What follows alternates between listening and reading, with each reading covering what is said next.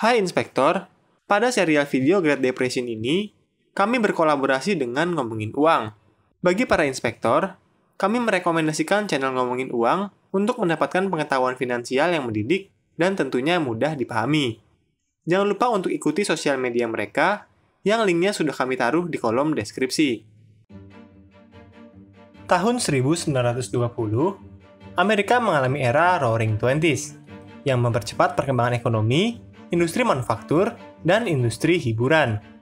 Berakhirnya Perang Dunia Pertama menyebabkan runtuhnya Kekaisaran Jerman dan membuat penguasa terakhir Jerman kehilangan kekuasaannya.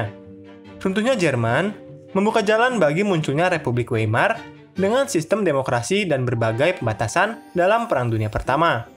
Pada masa awal berdirinya, Republik Weimar menghadapi banyak tantangan, seperti rakyat yang frustrasi, baik secara mental maupun finansial, karena Jerman menjadi pihak yang kalah dalam Perang Dunia Pertama.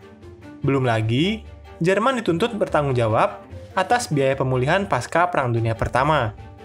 Kondisi krisis ekonomi dan sosial ini membuat partai radikal banyak mendapatkan simpatik rakyat. Salah satunya adalah Partai Pekerja Jerman yang dipimpin oleh Anton Drexler.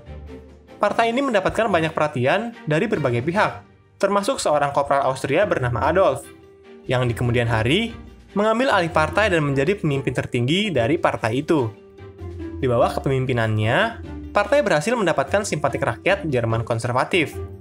Berkat kampanye rasial yang mengkambing hitamkan ras tertentu, serta paham ideologi komunis atas semua penderitaan dan kekalahan Jerman dalam Perang Dunia Pertama.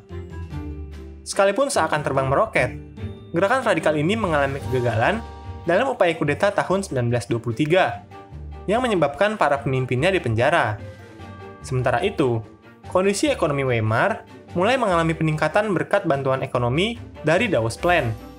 Bantuan ini meliputi berbagai aspek, salah satunya memberikan hutang kepada Jerman dengan jaminan aset, perusahaan, serta BUMN Jerman.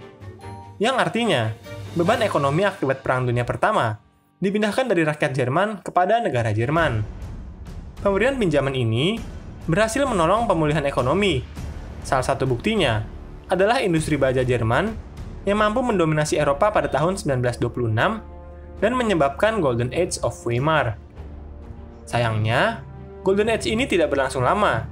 Pada tahun 1929, bursa saham Wall Street di New York mengalami keruntuhan. Hal ini menyebabkan krisis ekonomi Amerika Serikat selama satu dekade, yang dikenal sebagai The Great Depression. Krisis ekonomi di Amerika Serikat menyebabkan lesunya perekonomian global termasuk Republik Weimar, yang kondisi ekonominya masih sangat dipengaruhi oleh Dawes Plan. Celakanya, Inggris, Prancis, dan Amerika Serikat yang mengalami gejolak ekonomi justru malah menagih hutangnya. Akibatnya, tidak sedikit perusahaan Jerman yang mengalami kebangkrutan dan menyebabkan meningkatnya angka pengangguran. Dipecat dan tidak memiliki uang, menyebabkan rakyat Jerman kembali teringat luka lama dalam kekalahan Perang Dunia Pertama. Krisis ini dengan segera dimanfaatkan semaksimal mungkin oleh partai-partai beraliran fasis termasuk Adolf. Pada pemilu 1928, Partai Pekerja hanya mampu meraih 12 dari 491 kursi di DPR. Namun di pemilu selanjutnya, suara partai fasis Jerman terus mengalami kenaikan. Mereka mampu meraih 107 dari 577 kursi. Pada pemilu berikutnya, suaranya pun mengalami peningkatan yang sangat tajam, dengan mendapatkan 230 dari 584 kursi di DPR. Hingga akhirnya, Adolf yang saat itu menjabat sebagai pemimpin partai fasis, diangkat menjadi pemimpin Jerman dan berhak membentuk kabinetnya. Kepemimpinan Adolf memiliki banyak kebijakan yang mirip dengan kebijakan Roosevelt. Misalnya seperti pembangunan proyek-proyek infrastruktur berskala besar. Jadi,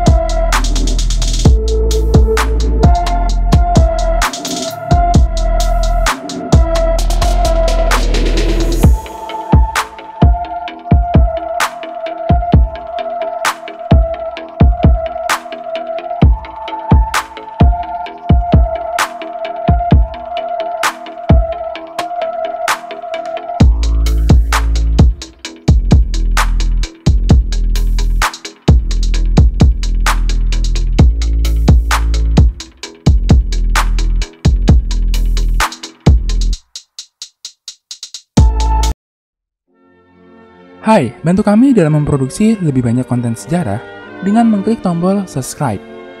Dan jangan ragu untuk memberikan saran, komentar, atau pertanyaan. Terima kasih.